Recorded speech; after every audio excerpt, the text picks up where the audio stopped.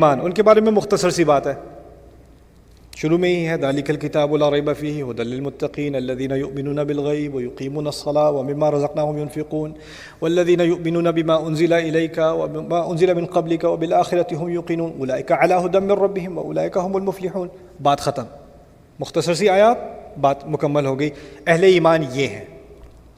اہل ایمان کے بارے میں ایک چھوٹی سی بات آپ کے سامنے رکھ دوں، لیکن کسی نے مجھ سے پوچھا کہ تم لوگوں کو اتنا اعتماد کیوں ہے کہ یہ جو آپ کے نبی ہیں یہ آخری نبی ہیں، ان کے بعد کوئی آ نہیں سکتا۔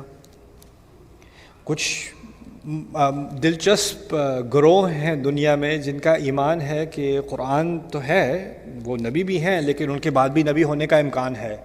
قرآن نے کہیں نہیں کہا کہ ان کے بعد کوئی نبی نہیں آنے والا۔ تو میں نے ایک صاحب تھے اس طرح کے، انہوں نے مجھ سے آ کے بات کی۔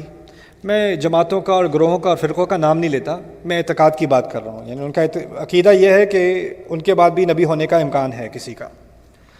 تو میں نے ان سے پوچھا آپ نے بقرہ نہیں پڑھی؟ انہوں نے کہا ہاں نے پڑھی ہے۔ میں نے کہا آپ نے پہلا صفحہ پڑھا ہے اس کا؟ میں نے کہا ہاں پڑھا ہے۔ تو وہاں تو اللہ تعالیٰ نے کیا دیا، والذین یؤمنون بما انزل الیک وما انزل من قبلک، وہ جو آپ پر نازل ہوا یعنی رسول پر، اس پر ایمان لائے، اور جو آپ سے پہلے نازل ہوا اس پر ایمان لائے، اور آپ کے بعد ایمان لانے کی ایک ہی چیز رہ گئی، وبالآخرۃ ھم یوقنون، اور آخرت پہ ان کا پورا یقین ہے۔